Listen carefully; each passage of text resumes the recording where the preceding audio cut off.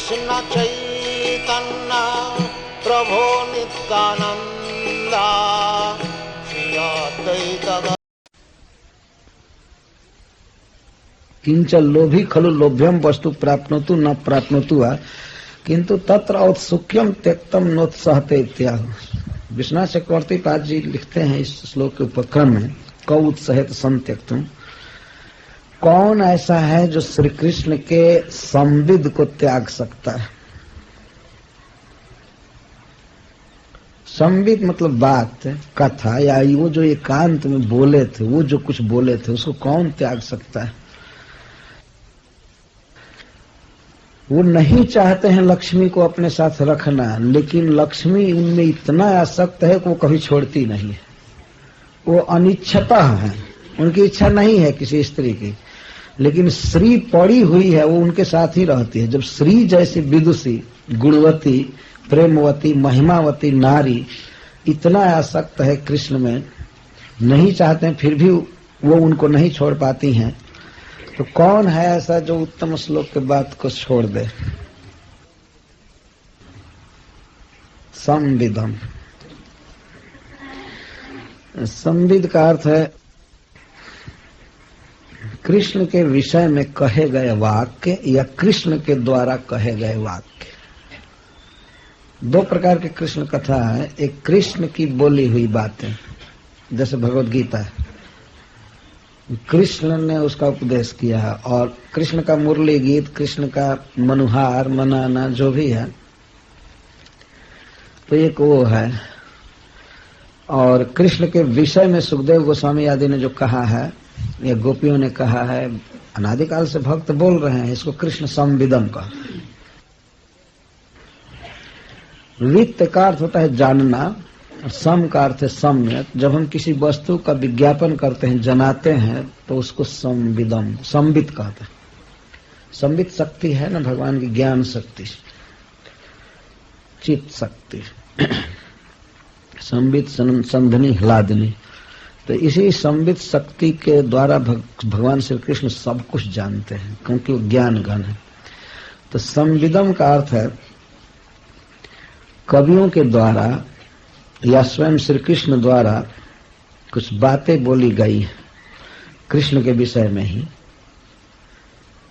इसलिए उत्तम श्लोक संविद कहा गया। जिनका यश है उत्तम है उनका संविद, तो ये यश से इसका संबंध है संविद का, नहीं तो श्री कृष्ण का कोई दूसरा नाम दिया जाता है। उत्तम श्लोक उनकी दिव्य अलौकिक परम मधुर लीलाओं का वाचक। तो श्री कृष्ण एक तो ऐसे ही उत्तम श्लोक हैं, और उत्तम श्लोक के जो संविद हैं, जिनके विषय में सब लोग बोले हैं, भगवान शेषनाग बोले हैं, शिव जी, नारद जी सब बोलते हैं, और वो बोले हैं फिर कुछ। तो उत्तम श्लोक के विषय में बड़े बड़े विद्वानों ने जो कुछ कहा है कृष्ण कथा, और कृष्ण ने जो हम लोगों से कहा है मनुहार करते समय, हमारे चरण पर गिरकर हमें मनाते समय, या एकांत कुंज में और जगह पर, कौन ऐसा है जो छोड़ सकता है इसको। क संत्यक्तुम उत्साह, तो कौन त्यागने का उत्साह भी करेगा, सोचेगा भी। तो हम कैसे छोड़ सकती है, मिले या मत मिले। चक्रवर्ती पाजी कहते हैं, लोभी खलु लोभ्यम वस्तु प्राप्नोतु न प्राप्नोतु वा किंतु तत्र औत्सुक्यम त्यक्तम नोत्साहते। लोभी व्यक्ति को लोभ्य वस्तु मिले या न मिले, लेकिन पाने की लालसा उसकी नहीं जाती है। जब ये कह रही हैं कि उनका दर्शन दुर्लभ है, ब्रज में नहीं आएंगे, और फिर कहते हैं कि मैं फिर भी आशा लगी हुई, तो आशा क्यों लगी हुई है। सिद्धांत यह है कि अगर वो लोभी है और वस्तु लोभ्य है, जिस वस्तु के प्रति लुभाया है, तो मिले या न मिले उत्सुकता तो नहीं जाएगी। ये बात इसलिए कह रहे हैं कि श्री कृष्ण आवे और न आवे, लेकिन वो इतना मधुर है, इतना प्रेमी है, इतना सुंदर गुणवान की उनको पाने की लालसा तो नहीं जाएगी, कि बातें नहीं जाएंगी। लालसा अपनी व्यक्त होती है कैसे, मतलब लालसा क्यों बनी हुई है, किस कारण से आशा बनी हुई है? तो आशा बनी हुई है उत्तम श्लोक ने जो बोला है उस कारण से, वो छूट ही नहीं रहा। और उत्तम श्लोक के विषय में और इस सुखदेव आदि ने जो कह दिया है वो भी कारण है, नहीं छूटेगा। उत्तम श्लोक के द्वारा संविद या उत्तम श्लोक के विषय में जो भी संविद है छूट नहीं सकता है। तो जब उनकी बातें ही नहीं छूट सकती हैं तो कृष्ण कैसे छूट जाएंगे? ये कैमुक्त न्याय से जिसके विषय में बोली गई बातें नहीं छूटती हैं तो कृष्ण छूट जाएंगे, कैसे आशा छूट सकती है? कह जन इति सामान्य निर्देश सर्वलोकापेक्षया। जन केवल शब्द कह शब्द है, कौन? तो सामान्य निर्देश के द्वारा देश काल दैत्य दानव मनुष्य पशु पक्षी कीट पतंग कुछ भी कोई भी हो, कोई भी यदि श्री कृष्ण के संविद को एक बार प्राप्त कर ले,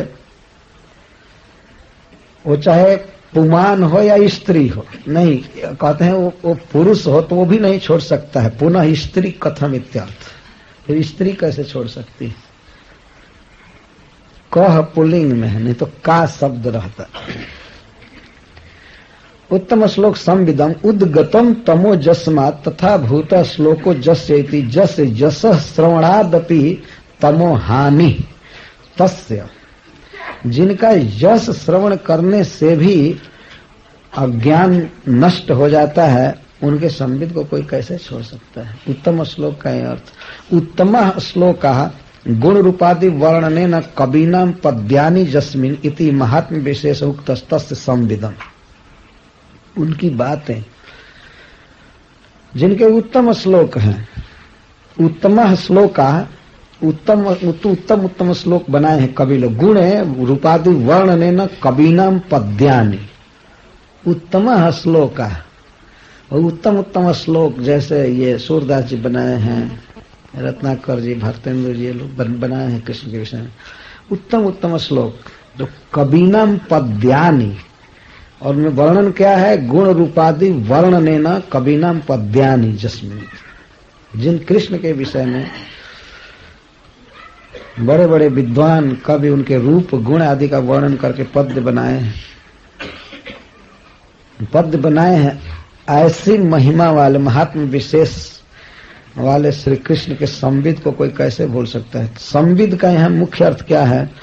न पारये हम निर्वद्य संयुजाम स्वसाधु कृत्यम विबुधायुषा पिवः। यह जब रास गोष्ठी में जमुना जी के पुलिन पर बैठ करके गोपियों के बीच में भगवान ने एक प्रवचन किया। गोपियों ने पूछ दिया कि प्रेम किसे कहते हैं और प्रेम करने वाले कितने प्रकार के होते हैं। उनका व्यंग था कि हम लोग तो घर द्वार छोड़ करके आपसे प्रेम करती हैं और आप हमें छोड़ करके इधर उधर हमें बहुत दुख देते हैं।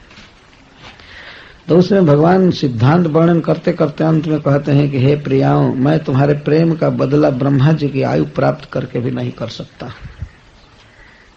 बहुत काल तक यदि तुम्हारे लिए मैं वेद छोड़ूं, घर छोड़ूं, भाई छोड़ूं, माता पिता छोड़ू और केवल तुम्हारी सेवा करता रहूं तो देवताओं की आयु प्राप्त करके भी, उतने दिन सेवा करके भी तुम्हारे प्रेम का बदला नहीं चुका सकता। मैं तुम्हारे प्रेम का ऋणी हूं। इसको संविद कहते हैं। श्री कृष्ण की बोली इत्यादि रूपाम वाणी सं शब्द न कदाचित कथनचित त्यक्ता निरस्ता। तो सं त्यक्तुम कैसे त्याग सकती हैं? सं शब्द से यह सिद्ध हो रहा है कदाचित, कभी भी, कथनचित, किसी प्रकार से भी, त्यज्यता निरस्ता, त्याग संभव नहीं। संत्यक्तुम उत्सत कौन अदाढ़ ज्ञान रपे अवज्ञातुम किम पुनर्विस्मर्तुम अपनी। श्री कृष्ण की कथा ऐसी है, श्री कृष्ण की बोली ऐसी है कि उसकी अदाढ़ ज्ञान रपी, यह ज्ञान है हम लोगों को कि श्री कृष्ण जो कहे हैं वो ठोस नहीं है, स्थिर नहीं है, मतलब सच नहीं बोले हैं, फिर भी उनकी बातों में हमारा विश्वास नहीं हो रहा है। यह भी जानती हैं कि वो नहीं आएंगे, नहीं, वो झूठ बोले हैं, परंतु उनकी झूठी बातों को भी हम नहीं छोड़ सकती हैं। हमारी आशा बनी हुई है। पता नहीं क्या हो गया है हम लोगों को। उत्साहित उत्साहम अध्यवसायम अपि कुर्यात् किम पुनः त्यजेत इत्यर्थ। छोड़ने का उत्साह भी कौन कर सकता है? छोड़ने की बात तो दूर है, उत्साह तक नहीं कर सकता, इच्छा तक नहीं कर सकता। ये श्री कृष्ण जब बोलते हैं किसी भक्त के पास, और कभी भविष्य में यह अवसर आवे कि कृष्ण ने कहा है कि मैं तुमको पर कृपा करूंगा या तुमको मिलूंगा, तो कैसे वो विश्वास छोड़ देगा? सामने बैठ करके कहें, और वो भी ऐसा नहीं है कि चलो एक बार कृष्ण से भेंट हुई तो कह दिए कि हाँ मैं ये करूंगा वो करूंगा। प्रतिदिन तो रास बिहार जो भी वचन देते थे तो पूरा करते थे। रात में इस कुंज में आना है तो आ गए, यहाँ घूमना है, ये करना है, वो करना है, ऐसे जीवन भी बचाते थे गिरिराज धारण करके और सब करके। और वही व्यक्ति यदि एक बार कह करके चला गया कि मैं आऊंगा मथुरा से, तो क्या उसको झूठा मान लिया जाए? प्रियतम किसी कार्य विशेष में व्यस्त हो गए हैं, लेकिन आने के लिए तो तत्पर होंगे। यहाँ झूठा का मतलब है कि ये हम जान गए कि जब वो आने के लिए कहे तब नहीं आ पाएंगे, लेकिन विशेष परिस्थिति बस नहीं आए तो पहली बात झूठी थोड़े मानी जाएगी, तो आएंगे, ये आशा लगी हुई है। तो उनकी कथा को भी, उनकी बोली को भी छोड़ना कठिन है, तो फिर उनकी आशा कैसे छूटेगी? अनिच्छतः अनपेक्षमाणस्य अपि जस्य। दूसरे बात है कि कैसे आप लोग कृष्ण में इतना विश्वास करती हैं, कैसे आशा करती हैं? तो गोपीजन कहते हैं कि इस विषय में श्री प्रमाण है। बेचारी श्री उनके हृदय में बसती है, लेकिन वे पूछते नहीं हैं कभी भी कैसी हो, क्या हो। लेकिन क्या वो कृष्ण को छोड़ देती है? कभी नहीं छोड़ती। तो हम कैसे छोड़ दें? इतना निकट की होकर के रात दिन सेवा में रहती है, उसको तो पूछते ही नहीं, फिर भी वो नहीं छोड़ती है, तो हम क्यों छोड़ें? हम कैसे छोड़ सकती? इसका अर्थ है कृष्ण का ऐसा गुण है, ऐसा आकर्षण है कि वो तिरस्कार करें या प्यार करें, फिर भी वो प्रेम करने वाला छोड़ेगा नहीं। छोड़ने का सवाल ही नहीं है कृष्ण प्रीति में। पद गाते हैं ब्रज में कि माखन की चोरी बार बार करे, फिर भी तो राधा रानी प्यार करे।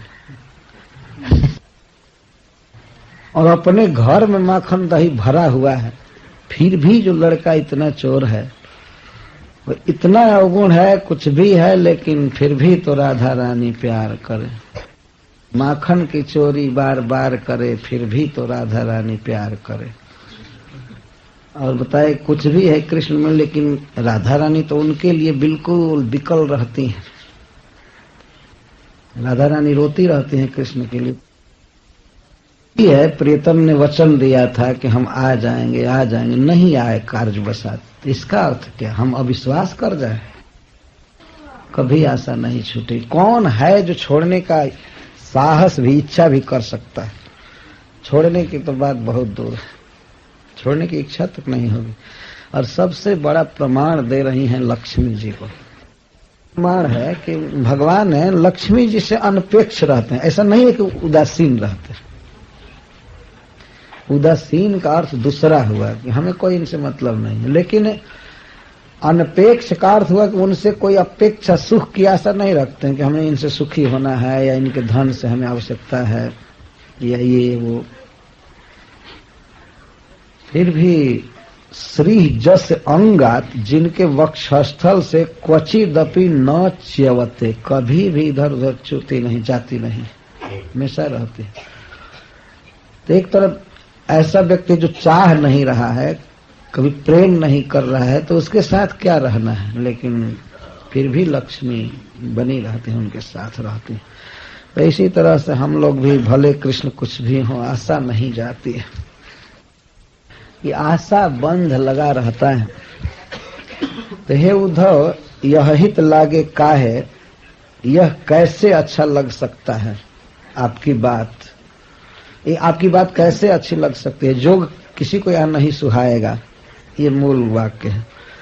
उधो यह हित लागे काहे, क्यों अच्छा लगेगा, आप जो कह रहे हैं।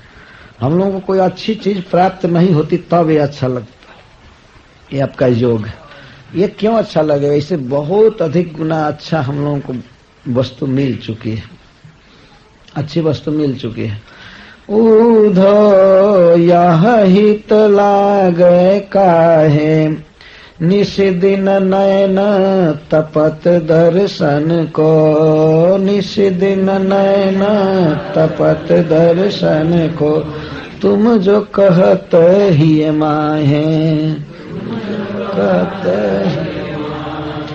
आप बार बार कह रहे हो कि वो हृदय में है, हृदय में है, अनुभव करो, यहीं वियोग नहीं है।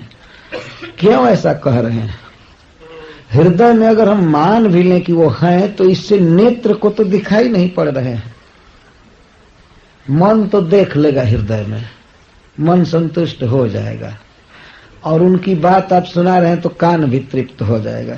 लेकिन आंख को हम क्या कहें? आंख से तो दिखाई नहीं दे रहा है कि छाती के भीतर है और इधर है, चाहे दूसरे के हृदय में भी हमें नहीं दिखाई दे रहा है। मन देख लेता है, संतुष्ट हो जाता है, लेकिन आंख नहीं। भारतेंदु जी ने एक कविता में कहा है, गोपियां कहती हैं, व्यापक ब्रह्म सब थल पूरन है, हम हूँ पहचानती हैं, पै बिनानंद लाल बिहाल सदा हरिचंदन ज्ञान ही ठानती हैं।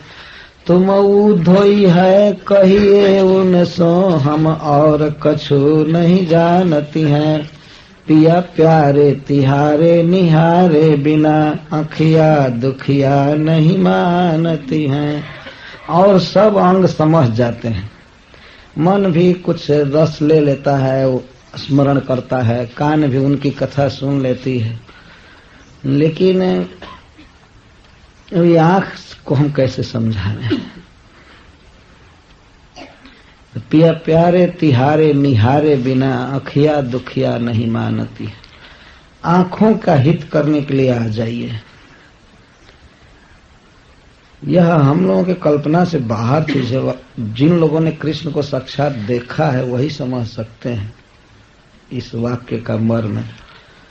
तो निश दिन नयन तपत दर्शन को, निश दिन नयन तपत दर्शन को, तुम जो कहत ही माहे,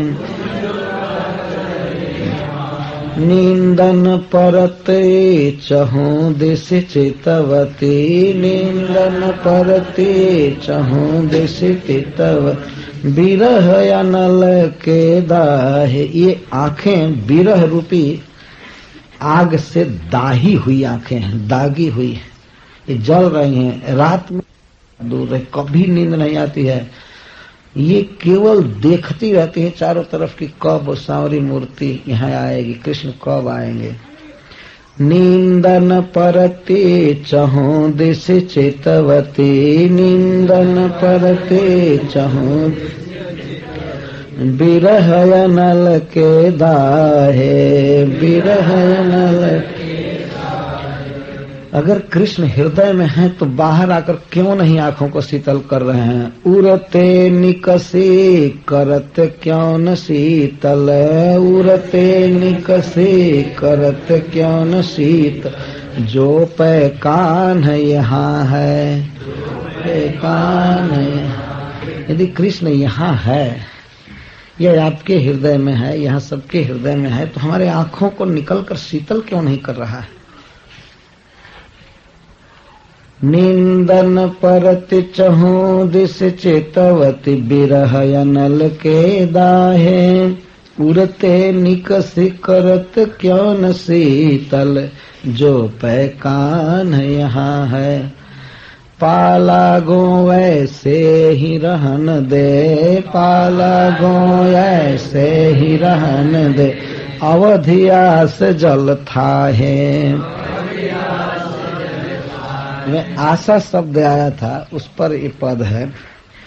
हमको अवधि रूप पे आशा के थाह जल में रहने दो, अथाह समुद्र में मत डाल दो।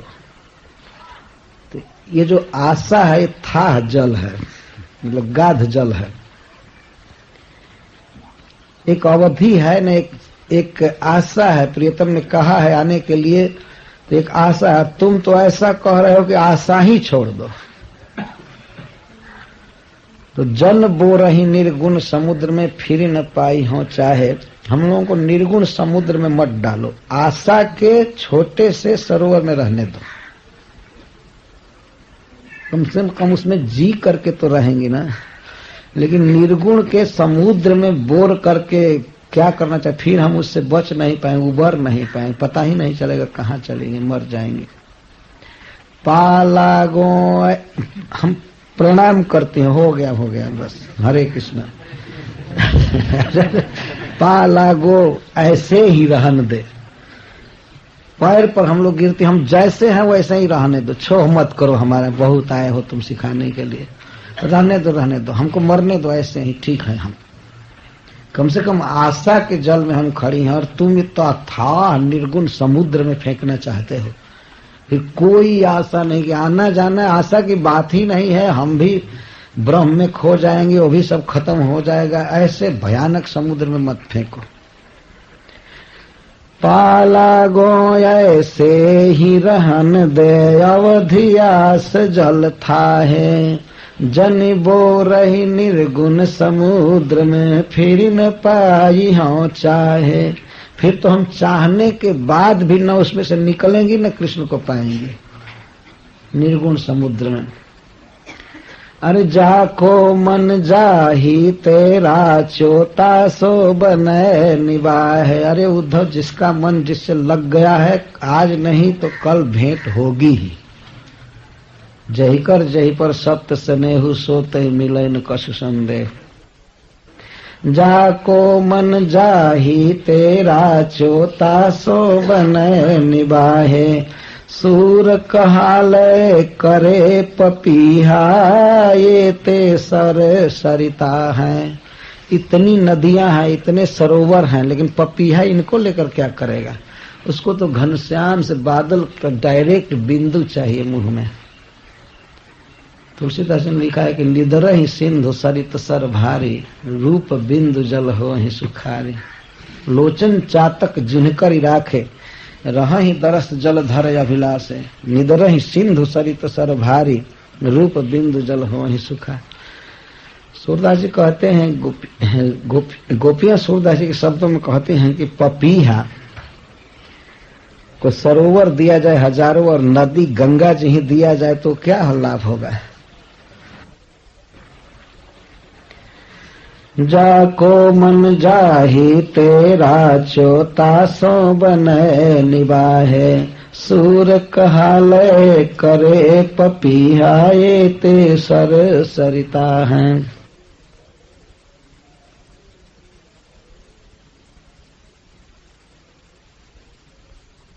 सरी छैल बनो देशा, गावो वेणुरवाई में, संकर्षण सहायेन कृष्णेन चरितः प्रभो, पुनः पुनः स्मारयन्ति नंद गोपसुतं बत, श्रीनिकेतैस्तत्पदकैर्विस्मर्तुं नैव शक्नुमः। सरी छैल बनो देशा, गावो वेणुरवाई में, संकर्षण सहायेन कृष्णेन चरितः प्रभो, पुनः पुनः स्मारयन्ति नंद गोपसुतं बत, श्रीनिकेतैस्तत्पदकैर्विस्मर्तुं नैव शक्नुमः। अहो तद विस्मरणे सति आशापि हीयेत, तच्च नैव घटेत इत्याह।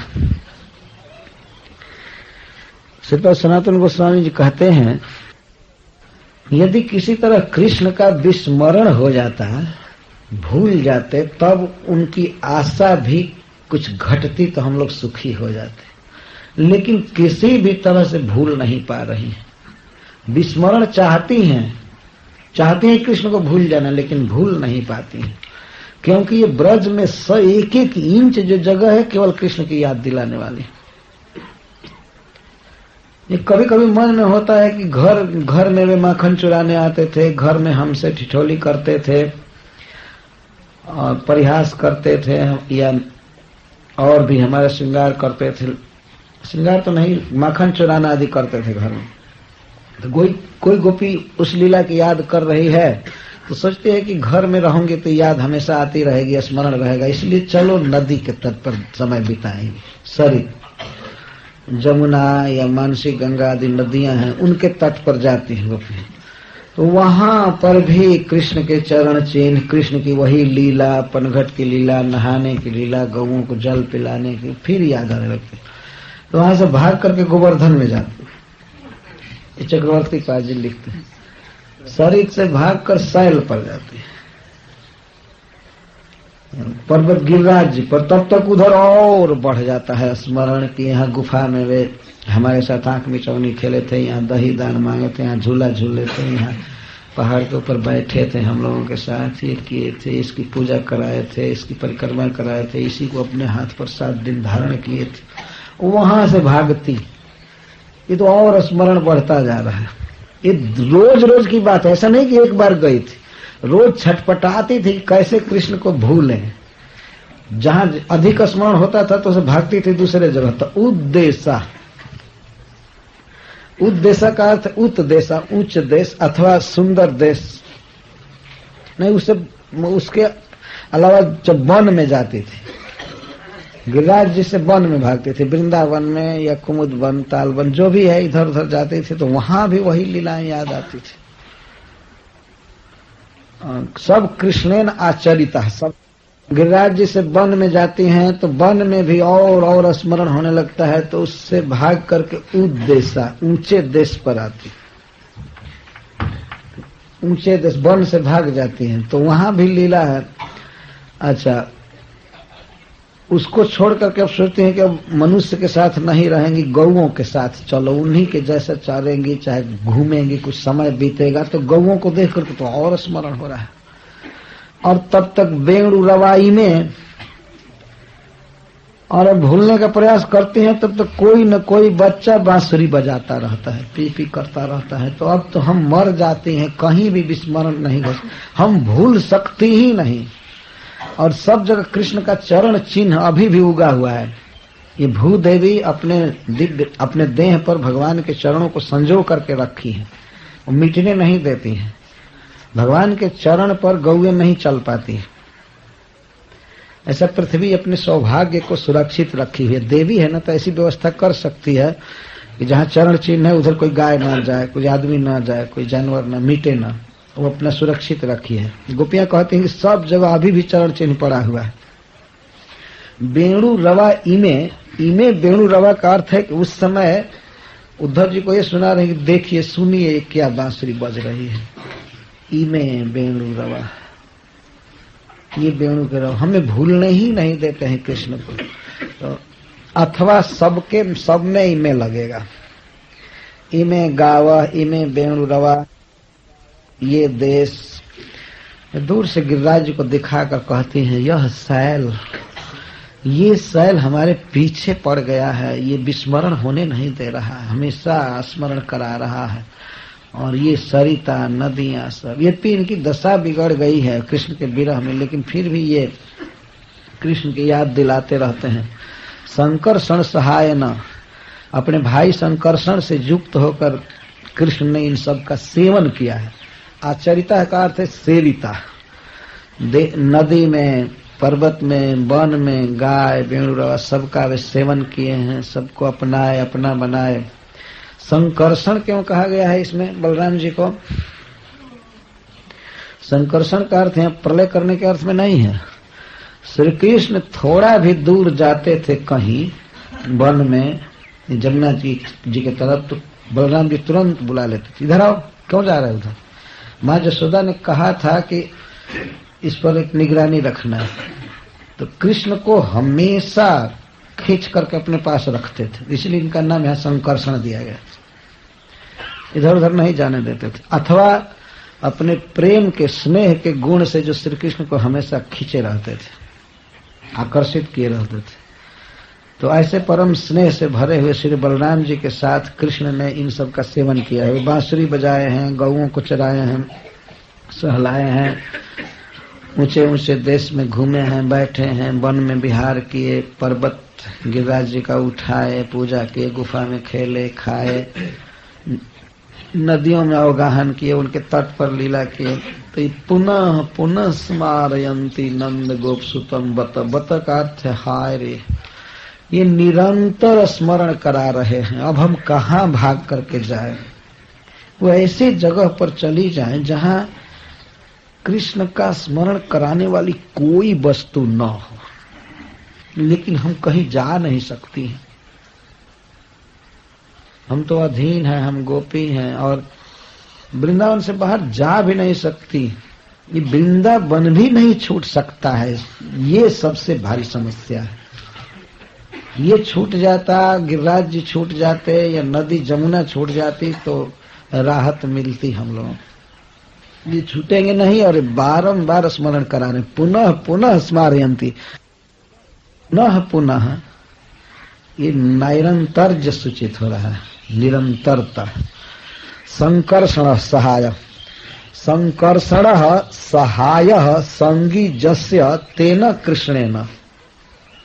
संकर्षण जिसके सहाय हैं, साथी हैं, मित्र हैं, उनके साथ, केवल संकर्षण से सहायन अथवा संकर्षण के हेल्प से, संकर्षण के सहाय से युक्त कृष्ण द्वारा। सम्यक कर्षति श्री कृष्ण से क्रीड़ा सुखार्थम सखीन। यह कभी कभी बलराम जी बच्चों को खींचते हैं कृष्ण को सुख देने के लिए। चलो तुम कृष्ण के साथ लड़ो, दंगल करो, ये करो, वो करो, तो खींचते हैं बच्चों को, संकर्षण करते हैं कृष्ण के सुख के लिए, या स्वयं ही दंगल करने के लिए खींचते हैं। तो इसलिए उनको संकर्षण कहा गया। किंवा स्नेह भरेण तस्य चित्तम एवं आकर्षति संकर्षण, अथवा अपने प्रेम के बल से श्री कृष्ण के चित्त को खींच लेते हैं, इसीलिए इनको संकर्षण कहा गया। इति मिथा स्नेह न सुख क्रीड़ा सूचिता। इस तरह कृष्ण और बलराम परस्पर स्नेह से इन सब स्थानों पर सुख की क्रीड़ा किए, नदी वन पर्वत आदि सब में। कृष्णेन जगत चित्ताकर्षक क्रीड़ेन तत्क्रीड़ास्पदानाम सरितादीनाम अपि चित्ताकर्षकत्वम अभिप्रेतम। जो भी मैं बोल रहा हूं ये सनातन गोस्वामी का अर्थ। कृष्ण कहा गया कि जगत चित्ताकर्षक है, तो उनकी क्रीड़ा भी जगत चित्ताकर्षक है, यह कहने का अभिप्राय है। आचरिता, सेविता, अनुशीलिता, स्वक्रीड़ा साधनत्वम नीता, अपनी क्रीड़ा का साधन बनाए इन जगहों को। और इमे वेणु रवा विशेषण तत्त स्थाने तत्त लीलावा, उन स्थानों पर वे लीलाएं हुई।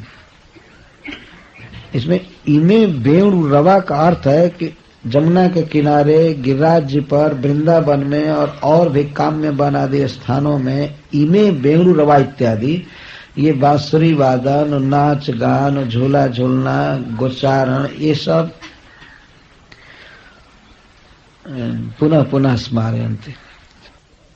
सरितः नद्य बहुवचन, शैला गोवर्धनादि पर्वता, वनोद्देशः, अच्छा वन उद्देश्य एक में रखे, वृंदावनस्य तत्त प्रदेश, यदि जलांतिके यामः। क्या दुख है, चक्रवर्ती पाद जी कहते हैं, क्या कहें उद्धव, यदि जलांतिके यामः, यदि हम लोग जल के किनारे जाती हैं, तदा सरितः गृहे चेर निष्ठाम तदा शिला बद्ध भूभागे न स्मर्ज महाराज। जब घर में रहती हैं तो कहीं कहीं पत्थर दिखाई पड़ता है, या पत्थर से मढ़ा हुआ घर है, तो इसके चलते गोवर्धन का स्मरण होता है, और गोवर्धन के कारण गोवर्धनधारी का, गिरधारी का स्मरण। अच्युतत्वात् व दृश्यमान शैला, यदि ये अत्युच्चत्वात् अथवा दूर से गिरिराज को देख करके कहते हैं। यदि बनानी प्रविशाम तदपि वनस्थानानि, जलस्थल बनानी सर्वाणी ये वह इत्यर्थ।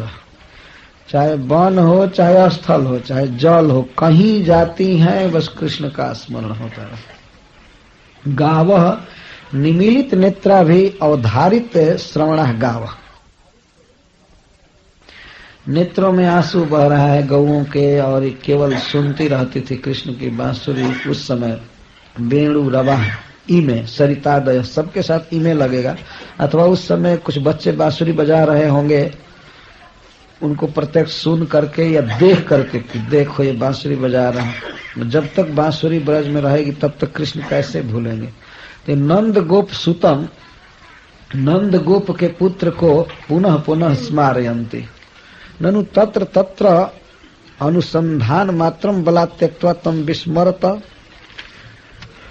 मानो उद्धव जी ये कहें कि ऐसा करो, जो भी देखो वहां का अनुसंधान मत करो, भूलने का प्रयास करो उन स्थानों को। तब कहते हैं कि नहीं, कोई उपाय काम नहीं करता है। श्री निकेत तद पद कर विस्मर्तुम नैव शक्नुमः। जहां जाती हैं वहां श्री निकेत ध्वज आदि असाधारण लक्षणों से युक्त उनका चरण चिन्ह दिखाई पड़ता है। तत्पद कही तस्य नंद गोप सुतस्य पद कही कोमल पद सर्वत्रोदित कृत्वा विस्मर्तुम न एव शक्नुम। हम नहीं भूल सकते। अहो कष्टम न प्राप्तुम शक्यते नापि विस्मर्तुम शक्यते। किम कुर्म क्व गच्छामः। हम कहाँ जाएं, क्या करें, मर जाएं। न तो वो कृष्ण मिल रहे हैं, न विस्मृत हो रहे हैं, क्या करें। और कभी कभी गिरिराज जी को गाली देने लगती है, तुम क्यों नहीं गल करके पानी हो जाते हो। कृष्ण एक दिन हाथ पर धारण किए थे, उस समय तुम कितना सुखी थे, आज छोड़कर चले गए तो तुमको बिल्कुल गल जाना चाहिए। वृंदावन तुमको खड़े खड़े सूख जाना चाहिए, जल जाना चाहिए। अभी भी हरे भरे हो, ये हो वो हो ऐसे। अब क्यों आशा रखे हो, क्या तुमको आशा है। किसी किसी वृक्ष को देख करके गोपियां कहती हैं, क्या तुम अभी भी विश्वास करते हो कि वो तुम्हारे में झूला झूलेंगे।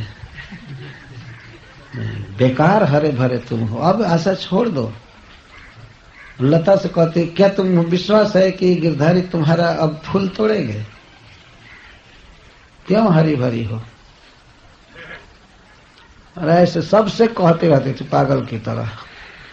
और कभी कभी कहती थी, सखी तुम भी मुरझा गई हो, प्रिय आएंगे चिंता मत करो, तुम फूल अपने में रखो, वो आएंगे तो अपने कर कमल से, अपने नखों से तुम्हारा फूल इकट्ठा करेंगे और प्रिया जी के लिए माला बनाएंगे, ये बनाएंगे। सखी तुम चिंता मत करो, मत रोवो। ऐसे लताओं को पकड़ करके घंटों आश्वासन देते हैं। और कभी कभी कहते हैं कि अब तुमको विश्वास है क्या कि वे आएंगे, क्यों फूल धारण कर रहे, तुम्हारा सब व्यर्थ प्रयास है। अब वो राजा हो गए, ये हो गए, वो हो गए। 24 घंटे गोपियों का यही काम। सब जगह मैं देखती हूँ कृष्ण ही कृष्ण है, कहाँ भूल सकूं उनको। बाटना में, घाटना में, बीथीना में, बागना में, बाटना में, वृक्षना में, बेलीना में, बाटिका में, वन में। वृक्षना में, बेलीना में, बाटिका में, वन। बाटन में मतलब रास्ते में, बाट रास्ते को। बाटन में, घाटन में। घाट के यहाँ दो अर्थ है, गिरिराज जी की घाटी या जमुना जी के घाट। और बीथीना में, गलियों में, बागन में, बगीचों में, वृक्षन में, वृक्षों में, बेलिन में, लता में, बाटिका में, वन में। बाटिका मतलब फूलों की बाटिका। और वन में दरना दीवारना में, देहरी दरीचना में, दरना दीवारना में, देहरी दरीचना में, हीरना में, हारना में, भूषणा में, तन में। हीरना में, हारना में, भूषणा में, तन में।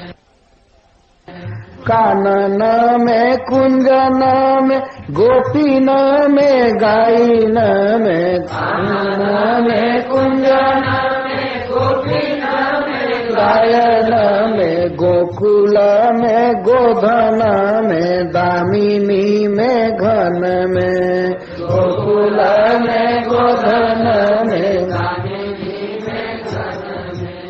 जहाँ जहाँ देखो तहाँ श्याम ही दिखाई देत जहाँ जहाँ देखो तहाँ श्याम ही दिखाई देत जहाँ जहाँ देखो तहाँ श्याम ही दिखाई देत जहाँ जहाँ देखो तहाँ श्याम ही दिखाई देत शालिग्राम छाई रहो नैनन में मन में शालिग्राम छाई रहो नैनन में मन में जहाँ जहाँ देखो तहाँ श्याम ही दिखाई दे। कोई गोपी कह रहे तो शालिग्राम जी कहते हैं ऐसी बात नहीं है कि वो सब जगह है, असली बात यह है कि तुम्हारे मन और आंख में वो छाए हुए हैं, इसीलिए सब जगह दिखाई दे रहे। जहाँ जहाँ देखो तहाँ श्याम ही दिखाई देत जहाँ जहाँ देखो तहाँ श्याम ही दिखाई देत जहाँ जहाँ देखो तहाँ श्याम ही दिखाई देत जहाँ जहाँ देखो तहाँ श्याम ही दिखाई देत शालिग्राम छाई रहो नैनन में मन में शालिग्राम छाई रहो नैनन में मन में शालिग्राम छाई रहो नैनन में मन में शालिग्राम छाई रहो नैनन में मन में।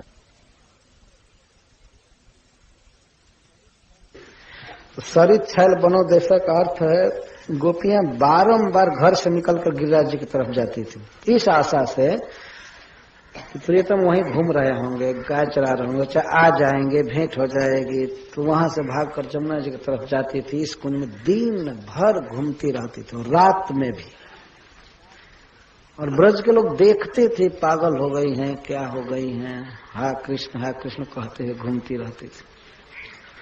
भारतेंदु हरिश्चंद्र इस भाव पर एक पद लिखे, इत उत जग में दीवानी सी फिरत रही, इत उत जग में दीवानी सी फिरत रही, कौन बदनामी जौन सिर पैलाई नहीं, कौन बदनामी जौन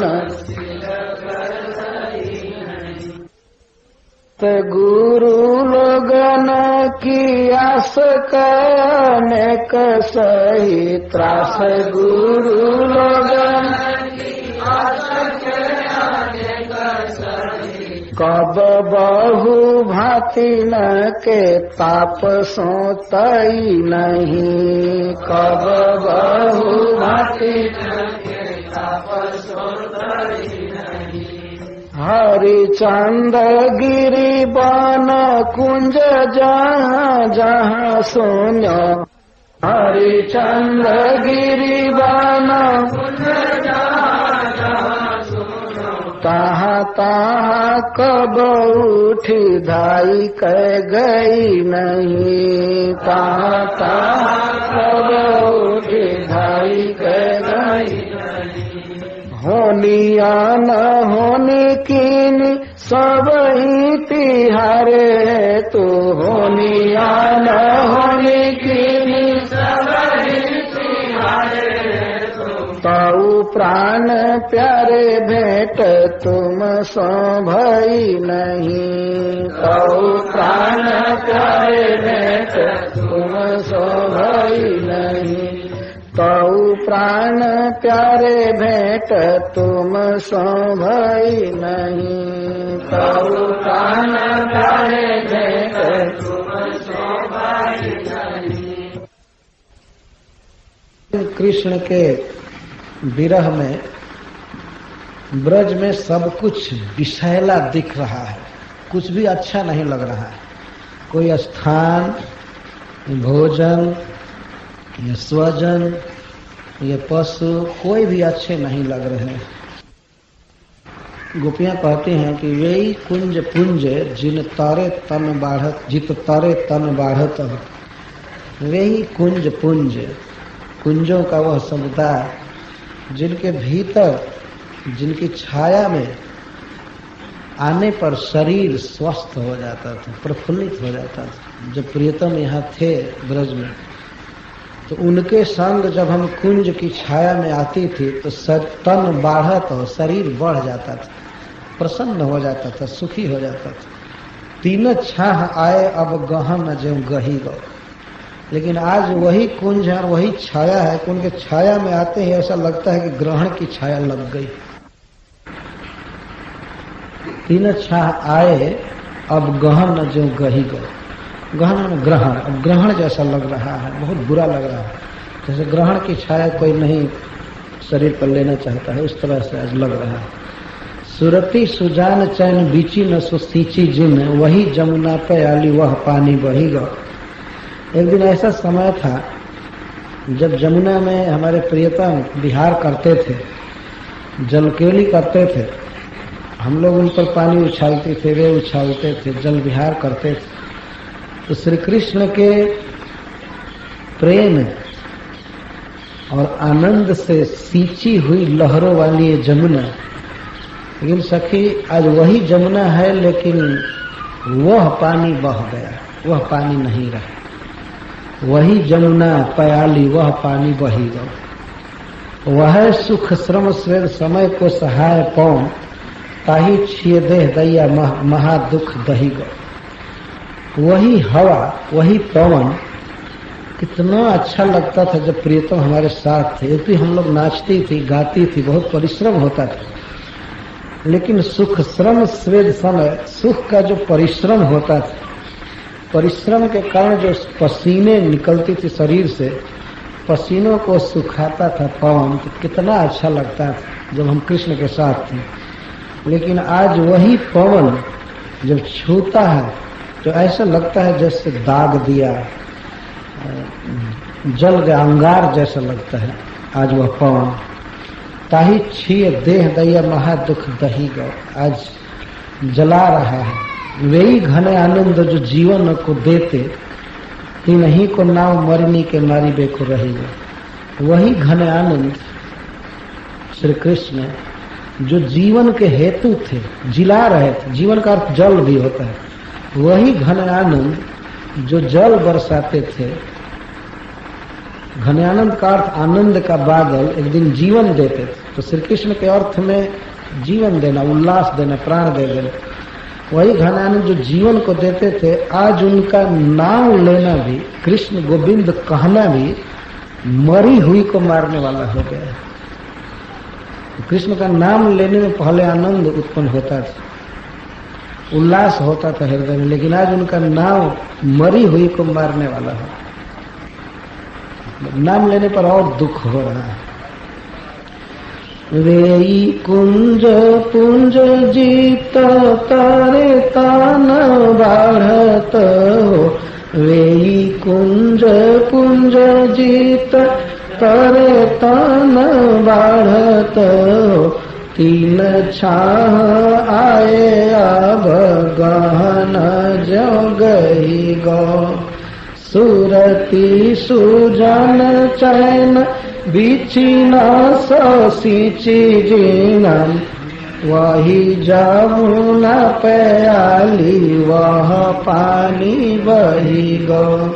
वही जमुना प्याली वह पानी बही गो।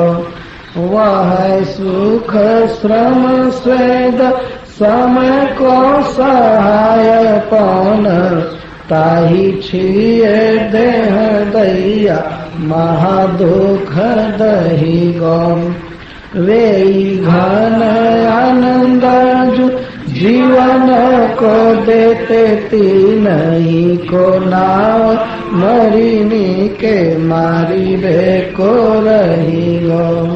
वे घन आनंद जो जीवन को देते तीन ही को नाव, मरीनी के मारी बे को रही गो। अर्थात कृष्ण के विरह में कुंज या जमुना का जल या हवा अथवा यहाँ तक कृष्ण का नाम सब दुख देने वाला हो गया। कुछ भी अच्छा नहीं लग रहा है, अच्छा नहीं लग रहा, उल्टे और दाह उत्पन्न कर रहा है। जब गोपियां कुंज की छाया में जाती हैं तो भगवान के साथ जो जो लीलाएं हुई हैं वही याद आने लगती है, इसीलिए कुंज की छाया काटने दौड़ती है, भयानक लग रही है। जो जो वस्तुएं कृष्ण की स्मृति को और उभारने वाली हैं वो और बुरी लग रही हैं। के साथ रहने पर सब कुछ सुखद था, लेकिन कृष्ण से विछोड़ करके सब कुछ दुखद हो गया। बीनु गोपाल बैरी न भई कुंज, बीनु गोपाल बैरी न भई कुंज, तब ये लता लगती अति शीतल, तब ये लता लगती अति शीतल, अब भई विषम ज्वाल की पुंज, अब भई विषम ज्वाल की पुंज, बिनु गोपाल बैरी न भई कुंज। गोपाल के बिना ये कुंज बैरीन हो गए, आज शत्रु का काम कर रहे हैं, हमें केवल दुख दे रही। तब ये लता लगती अति शीतल, उस समय ये लताएं अति शीतल लगती थी, बहुत सुखद लगती थी, लेकिन अब भय विषम ज्वाल की पुंज, अब तो ये ज्वालाओं का पुंज बन गए। वृथा बहत जमुना खग बोलत, वृथा कमल फूल अलिगुंज, पवन पानी घनसार सजीवन, दधिसुत किरण भानु भई गुंजय, भानु भई भुंजय, बिनु गोपाल बैरी न भई कुंजय। यह जमुना व्यर्थ बह रही है, वृथा बहती जमुना खग बोलत। भगवान की लीलाओं में जमुना जी का एक बहुत महत्वपूर्ण स्थान है। जमुना के किनारे में लीला किए, जमुना में नौका विहार या जल के सब करते थे। तो अब ये करें कि यह व्यर्थ बह रही, क्यों नहीं सुख करके खत्म हो जाती है। इसका पानी नहीं रहता तो इतना दुख नहीं दे, तो वृथा बह रही है। और खग पक्षी जब वृंदावन में बोलते थे कृष्ण के रहने पर, तो उनकी ध्वनि सुनकर के आनंद होता था, मयूरों की आवाज, कोयल की आवाज और भी। लेकिन आज व्यर्थ बोल रहे हैं, केवल जलाने के लिए, केवल दुख देने के लिए बोल रहे हैं। वृथा कमल फूल अली गुंज, और कमल खिल रहा है व्यर्थ, केवल दुख देने के लिए, और भंवरे गुंज रहे, गुनगुना रहे। पवन पानी घनसार संजीवन, दधसुत किरण भानु भय घुंज। आज हवा या पानी या चंदन ये सब पहले संजीवन थे, सुख देने वाले थे, लेकिन आज दुख देने वाले हो गए। और दधसुत किरण भानु भय घुंज, जो सूर्य की किरणें तो जलाती हैं, भुंजती नहीं है। दधसुत किरण भानु भय घुंज। बहुत बुरा लगता है चंद्रमा का उगना विरहिणियों को। रामचरितमानस में भगवान अपने मुख से कहते हैं, विषसंयुक्त कर्मिकर पसारी, जारत विरहवंत नर नारी। वही चंद्रमा जो संजोग के समय सबसे सुखद वस्तुओं में एक रहता है, लेकिन विरह में जलाने लगता। बिनु गोपाल बैरिन भई कुंजे, केवुधो कहिए माधव सो, विरह कदन करि मारत लुंजे। सूरदास प्रभु को मग जोवत, सूरदास प्रभु को मग जोवत, अखियाँ भई बरन जो गुंजे, अखियाँ भई बरन जो गुंजे। बिनु गोपाल बैरिन भई कुंजे।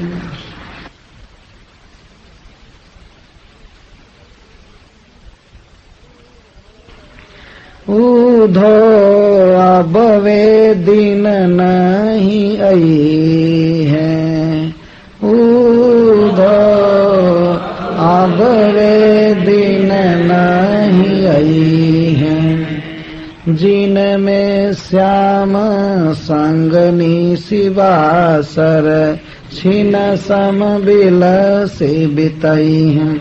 और वे दिन नहीं आएंगे कि श्याम सुंदर के साथ विहार करते हुए क्षण के समान बिता दूंगी मैं, अब वो दिन नहीं आएगा। वह हंसी दान मांगनो उनको, वह हंसी दान मांगनो उनको। सब औचक श्री कृष्ण गोवर्धन जी की घाटी में इधर उधर या सांकरी खुर में आकर के हंस करके कहते थे, दे दो दान, मैं राजा हूं यहाँ का, मैं राजा हूं। और गोपीजन कहते थे, हम कंस के पास खबर दे देंगे और तुम्हारा पता चल जाएगा राजा पना। तो ये कहते थे, कंस, कंस क्या तुम्हारा भतार है? कंस का नाम लेती हो? एक दिन कंस को भी मेट दूंगा नाम निशान मार करके, चलो दो। और घेर लेते थे।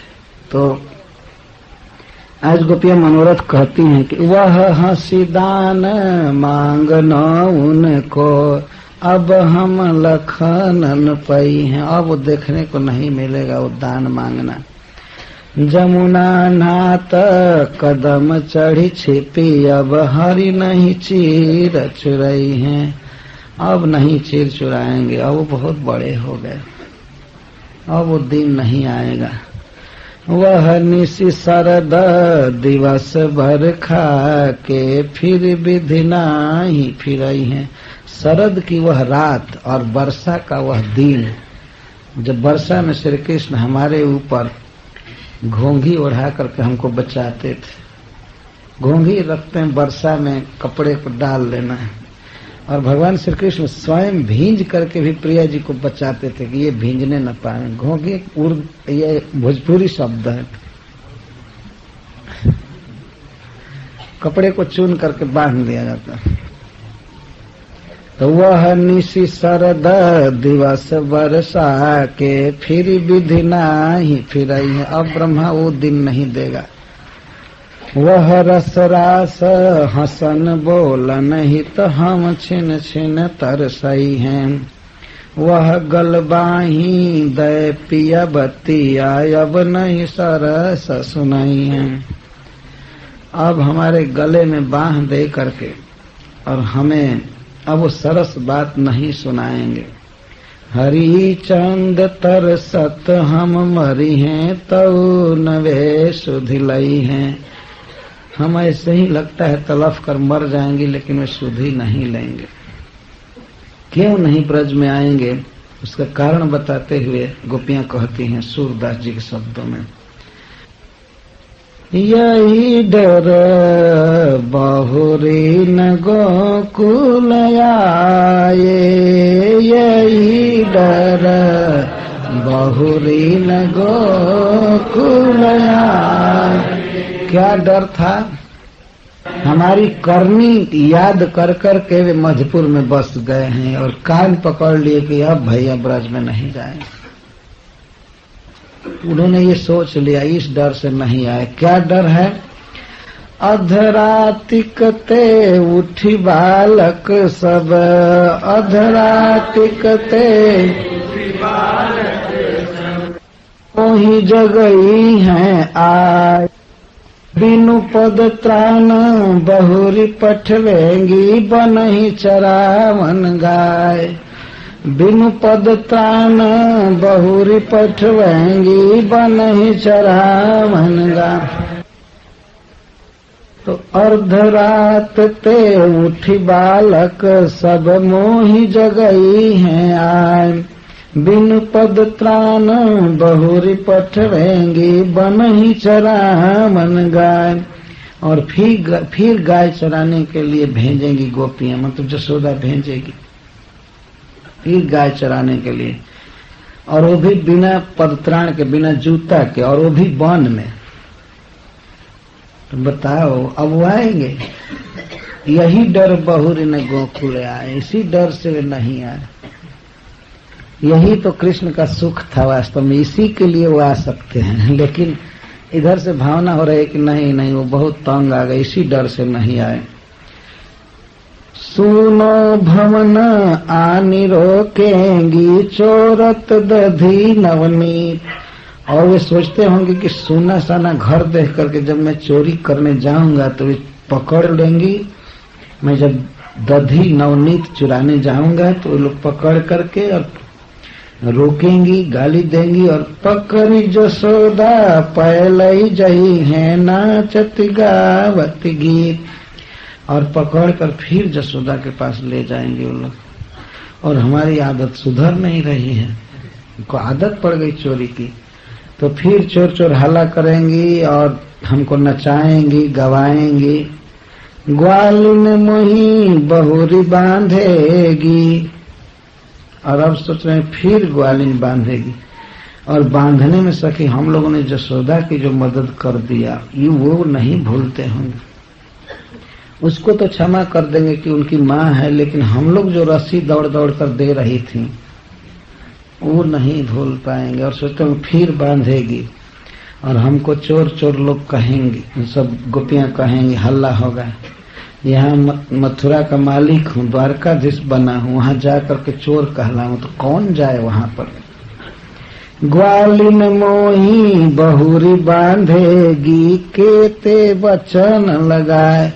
ये नहीं कि चलो एक बार बांध दिया, कितना कितना चोरी का लांछन लगा लगा करके, कितना बुरा बुरा बात कहकर हमारे विषय में, और फिर बांधेंगे।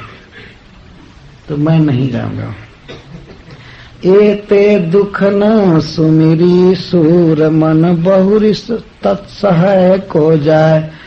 तो इतना दुख का स्मरण करके कृष्ण सोचते हैं कि अब कौन जाकर सहेगा उसको, हम अब नहीं जाएंगे। अब हमको गाय नहीं चराना है।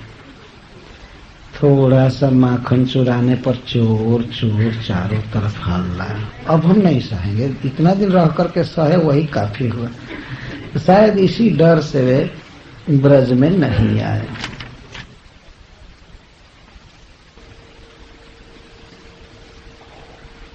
कृष्ण विरह के समय भी श्री गोपियां भगवान कृष्ण की उन लीलाओं का ही गान करती रहती थी जो ब्रज में रहते समय कृष्ण ने किया था। श्री कृष्ण जब ब्रज में थे तो गोपियां किसी न किसी बहाने से उनके पास पहुंचती थी। एक बहुत ही प्रसिद्ध लीला है भगवान श्री कृष्ण की, पनघट लीला। गोपियां जल भरने के लिए जब जमुना जी के तट पर जाती हैं, श्री कृष्ण उन्हें छेड़ते हैं, रोकते हैं, उनसे दान मांगते हैं और कभी कभी भाभी कहते हैं, गाली देते हैं। और गोपियां इसी सुख के लिए श्री कृष्ण की अमृतमयी वाणी और श्री कृष्ण का सौंदर्य देखने, अमृतमयी वाणी सुनने के लिए और श्री कृष्ण का सौंदर्य देखने के लिए ही मैं जाती थी। श्री कृष्ण से मिले बिना उन्हें रहा नहीं जाता था। सूरदास जी ने इस पनघट लीला का बड़ा ही सुंदर चित्रण किया है।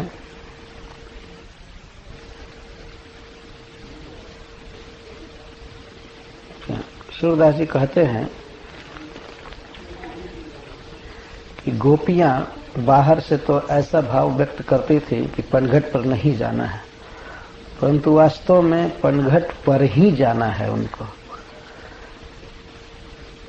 तो आपस में कहती हैं कि कोई जमुना जल भर नहीं पाती है, श्याम सुंदर पनघट के पास ही अड़े हुए हैं।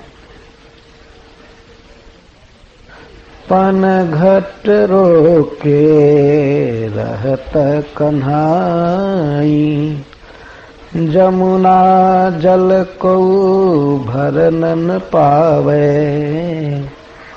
यमुना जल को भरनन पावे, देखत ही फिर जाई। कृष्ण को देखते ही तो गोपी घर लौट जाती। तब श्याम सुंदर ने एक उपाय किया। वे अपने को छिपा लिए कहीं और गोप सखाओं को भी घाट से बुला लिए, इधर झुरमुट में या वृक्षों के नीचे छिप जाओ। तब ही श्याम एक बुद्धि उपाई, आपुन रहे छपाई, तट ठाढ़े जे सखा संग के तिनको लियो बुलाई। बैठार्यो ग्वालन को द्रुम तरे, आपुन फिरी देखत, बड़ी बार भई को न आई, सूर श्याम मन लेखत। गोप सखाओं को द्रुमतर वृक्ष के तले छिपाए और स्वयं बार बार बाहर होकर देखते थे, कोई गोपी आ नहीं रही है, बहुत देर हुई, क्यों नहीं आई। इस प्रकार अपने मन में बारंबार विचार करते रहते थे। तब तक श्री कृष्ण ने एक ज्योति को देखा। जुवती कयावत देखी श्याम, जुवती आवत देखी श्याम, जुवती आवत देखी श्याम। द्रुम के ओट रहे हरियापन, जमुना तट गई बाम, जुवती कयावत देखी श्याम। श्याम ने एक ज्योति को आते हुए देखा और वे वृक्ष के ओट में छिपे रहे। द्रुम के ओट रहे हरियापुन, जमुना तट गई बाम। और वह सुंदरी जमुना के तट पर गई। जल हलोरी गागर भरी नागरी, जल हलोरी गागरी भरी नागरी, जब ही शीस उठायो, घर को चली जायता पाछे, सिरते घट ढरकायो। तो वह गोपी जल को हलोर करके गागर भरने लगी।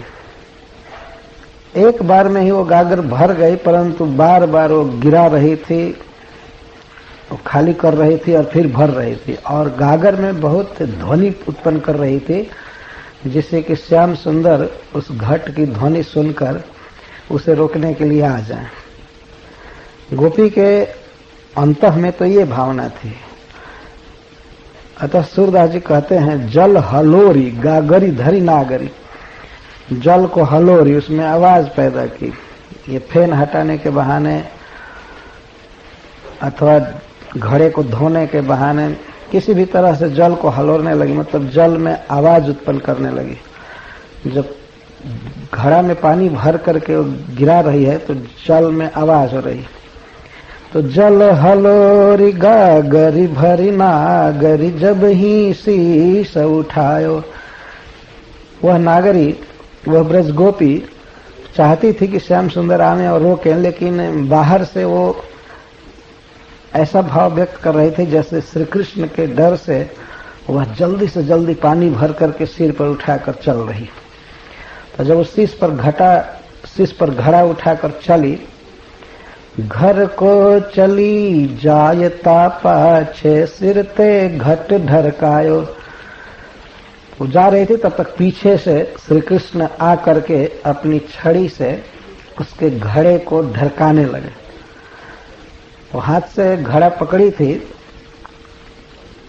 एक हाथ से, परंतु श्री कृष्ण उसके घड़े को टेढ़ा करके और ढरकाने लगे, पानी गिरा दी। घर को चली जायता पाछे सिर ते घट ढरकायो। परंतु वह गोपी बहुत चतुर थी, उसका नाम राधा था। तो चतुर ग्वाल कर गहयो श्याम को कनक लकुटिया पाई। उस चतुर ग्वालिन ने तुरंत ही श्याम सुंदर का एक हाथ पकड़ लिया और हाथ पकड़कर उनके सोने की छड़ी को, जिसे वे गाय चराया करते थे, छीन लिया। चतुर ग्वाल कर गयो श्याम को कनक लकुटिया पाई। और निसो करी रहे अचगरी मोसो लगत कन्हाई।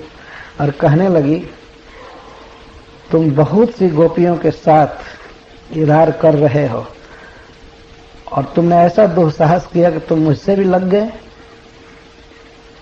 आज मैं तुमको नहीं छोड़ूंगी। और हाथ में छड़ी ले ली थी दाहिने हाथ में और बाएं हाथ से कृष्ण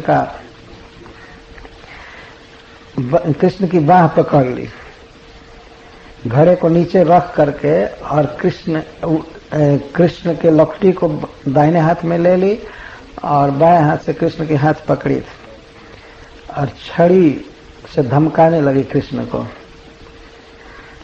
कहने लगी कि तुम बहुत सी सखियों के साथ बहुत प्रकार गिरार किए हो, झगड़ा कर रहे हो, लेकिन आज मेरे हाथ लग गए। आज मैं पूरा लठमार होली बता दूंगी। गागरी लय हंसी देत ग्वारी कर री तो घट नहीं लई हो। तो श्याम सुंदर एक हाथ से गागर को उठाकर उस ग्वालिन को देने लगे कि इस घड़े को ले लो, मुझसे बहुत गलती हो गई, मैंने पानी गिरा दिया। तो गागरी लय हंसी देत ग्वारी कर, हंस करके वे गागर लिए हाथ में और हंस करके ग्वालिन के हाथ में पकड़ाने लगे कि ये गागर पकड़ो। तो वो कहती है, री तो घट नहीं लई हूं, मैं खाली घड़ा नहीं लूंगी, पानी भरो और पानी भर करके मेरे सिर पर उठाओ, तब मैं घड़ा लूंगी। गागरी लय हंसी देत ग्वारी कर री तो घट नहीं लई हम। सूर श्याम यहाँ जानी देहूं भरी तब ही लकुट कर दई हूं। पहले तुम घड़ा में पानी भर करके लाओ और पानी का घड़ा मेरे सिर पर उठा करके रखो और यहाँ से सीधे तुम दूर चले जाओ, तब मैं जाऊंगी। सूर श्याम यहाँ जान देहूं भरी तब ही लकुट कर दई हम। घड़े में पानी भर करके दो, तभी मैं लकुट दूंगी, नहीं तो नहीं दूंगी। और इतनी ही बात नहीं है कि लकुटी नहीं दूंगी, ऊपर से लकुटी से मैं प्रहार भी करूंगी। अब तो श्री कृष्ण हाहा खाने लगे, पैर पर गिरने लगे कि छोड़ दो छोड़ दो। परंतु वह गोपी श्री राधा निर्बंध पूर्वक कहने लगी, नहीं, पानी भर करके दो तब तो मैं तुमको छोड़ूंगी। घट भरी देहूं लकुट तब दई हो, घट भरी देहूं लकुट तब दई हो, घट भरी देहूं, घट भरी देहूं लकुट तब दई हो, घट भरी देहूं लखुट तब दई हाँ घट भरी दई हूँ। घड़ा भर करके दो तब तुम्हारी लखुटी दूंगी, तुम्हारी छड़ी दूंगी।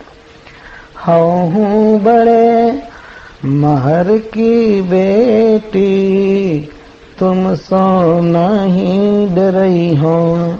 घट भर दे हूँ लकुट तब दई हूँ। मैं भी बहुत बड़े गोप की बेटी हूँ, वृषभानु महाराज की बेटी हूँ। तुमसे मुझको कोई भय नहीं है। तुम नंद महाराज के पुत्र हो, इतना बड़ा बनते हो, तो मैं भी वृषभानु महाराज की पुत्री हूँ, तुमसे किसी भी बात में कम नहीं हूँ। मेरी कनक लकुटिया बैरी, मैं भरी दई हूँ नीर। तब श्री कृष्ण कहते हैं ठीक है, मेरी कनक लकुटी पहले दे दो, तब मैं घड़ा भर करके तुमको दूंगा।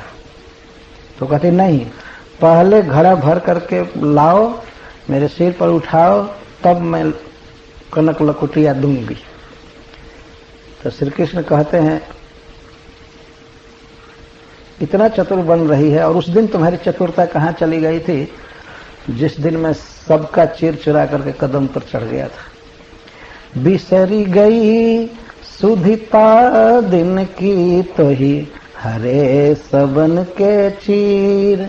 घट भरी दे हूँ लकुट तब दई हूँ, घट भरी दे हूँ। वह बात बिसर गई जिस दिन मैं सबका चीर चुराया था। आज चतुर बन रही है।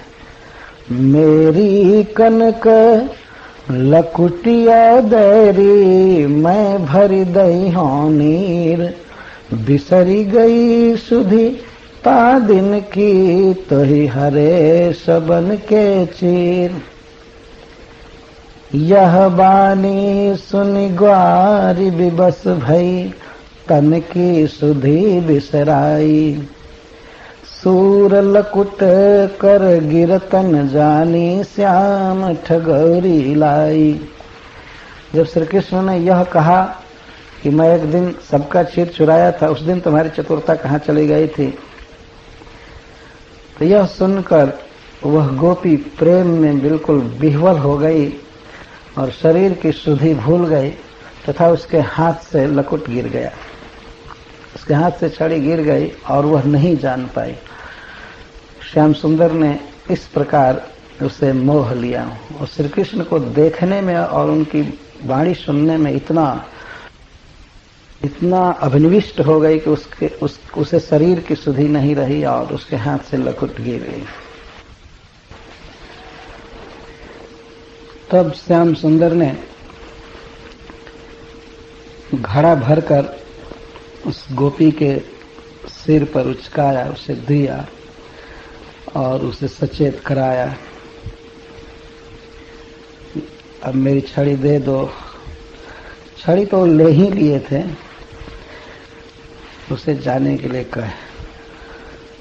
घट भरी दियो, घट भरी दियो, श्याम उठाई। घट भरी दियो श्याम उठाई। नेक तन की सुधिनता को चली ब्रज समुहाई। घट भरी दियो श्याम उठाई। श्याम सुंदर ने घड़ा भरकर उस घड़े को उठा दिया उसके सिर पर, परंतु उस गोपी को शरीर की थोड़ी भी सुधि नहीं रही। फिर भी वह ब्रज को चली, उसके पैर ब्रज की ओर जा नहीं रहे थे, मन तो श्याम सुंदर के पास ही रह गया और जा रही थी। श्याम सुंदर नैन भीतर रहे यानी समाई। जहाँ जहाँ भरी दृष्टि देखे तहाँ तहाँ कन्हाई। उसके नेत्रों में श्याम सुंदर इस तरह धस गए थे कि जहां जहां उस गोपी की दृष्टि पड़ती थी केवल वही दिखाई देते थे। श्याम सुंदर नैन भीतर रहे आनि समाई, जहां जहां भरी दृष्टि देखे तहां तहां कन्हाई। उतहि ते एक सखी आई, कहती कहा भुलाई, सूरय बही हंसत आई, चली कहा गमाई। पथ में उसकी एक सखी मिली। उसने उस गोपी से पूछा, क्या भूल गई है? तुम्हारा मन बिल्कुल अन्यमनस्क है, तुम्हारे पैर जा रहे हैं कहीं, लेकिन तुम्हें ध्यान नहीं है कि तुम्हारे पैर कहाँ जा रहे हैं, तुम्हारा मन कहाँ है, क्या भूल गई हो? अभी तो घर से हंसते हुए आई थी, खुशी से आई थी पानी भरने के लिए, यहां से क्या गंवा कर जा रही है? तब वह गोपी कहती है, री हो श्याम मोहिनी घाली, री हो श्याम मोहिनी घाली। अरे सखी, मैं श्याम की मोहिनी शक्ति द्वारा मारी गई हूँ। श्याम सुंदर में इतनी मोहिनी शक्ति है, इतनी सुंदरता है, उस सुंदरता से मैं मारी गई हूँ। अब ही गई जल भरन अकेली, अब ही गई जल भरन अकेली, हरि चितवनी उरसाली, री हो श्याम मोहिनी घाली। अरे सखी, अभी मैं जल भरने अकेले गई थी, परंतु श्याम सुंदर की चितवन ने मुझे घायल कर दिया। हरि चितवनी उरसाली, उनकी चितवनी मेरे हृदय में धस गई, मेरे हृदय को दर्द दिया।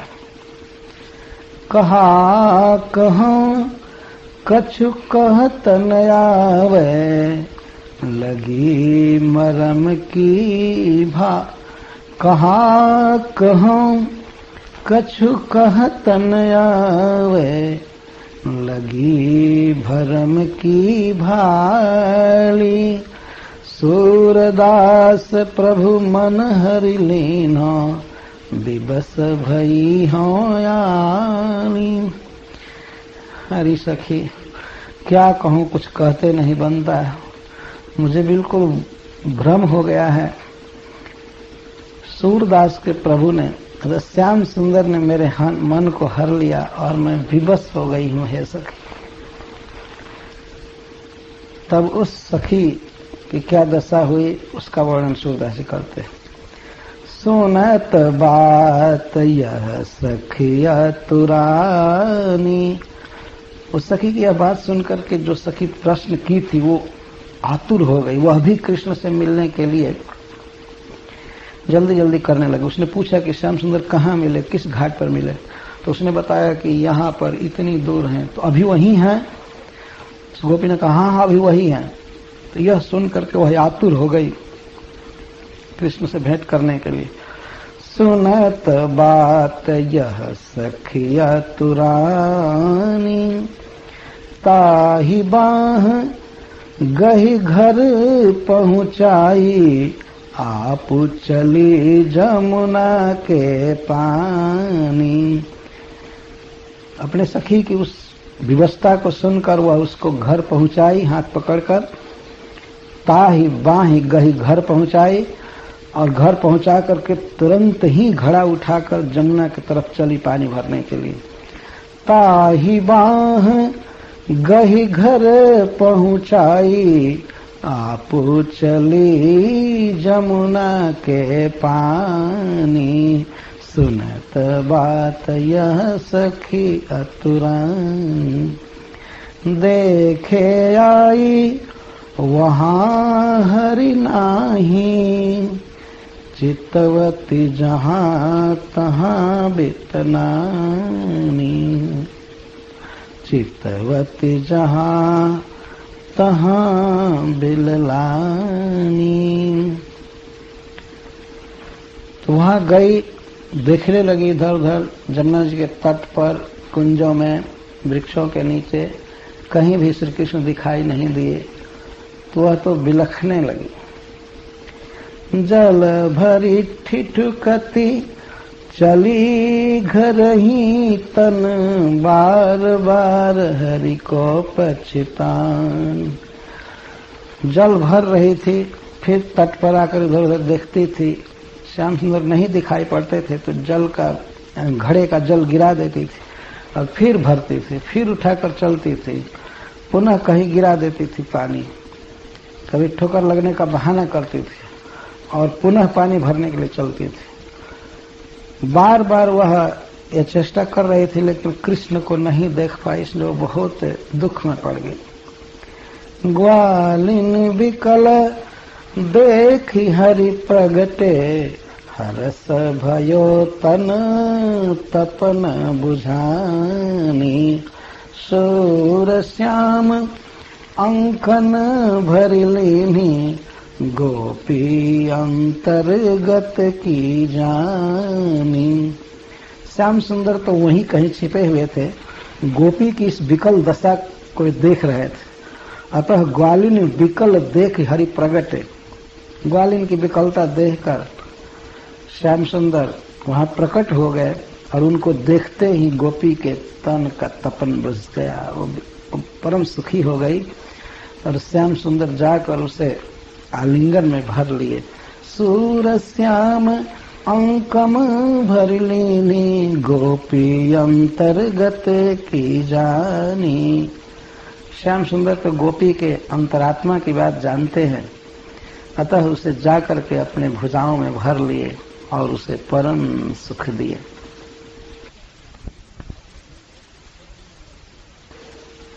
कोई गोपी उद्धव जी से कहती है, उद्धव तुम लोग सब काले हो और काले हृदय के हो। उद्धव जी अब दुख मत मानी, हम बिल्कुल सत्य बात कह रही हैं। बिलग जनि मानो उद्धव कारे, बिलग जनि मानो उद्धव कारे, बिलग जनि मानो। वह मथुरा काजर की कोठरी, वह मथुरा काजर की कोठरी, जे आवे ते कारे, बिलग जनि मानो उद्धव कारे, बिलग जनि मानो। हे उद्धव जी, एक बात हम कहती हैं, आप दुख मत मानिए। वास्तव में वह मथुरा ऐसा लगता है कि काजल की कोठरी है और जो वहां से आता है वो काला ही आता है, अर्थात वहां से जो आता है कपटी हो जाता है। बिलग जनि मानो उद्धव कारे, बिलग जनि मानो उद्धव कारे, बिलग जनि मानो। वह मथुरा काजर की कोठरी, वह मथुरा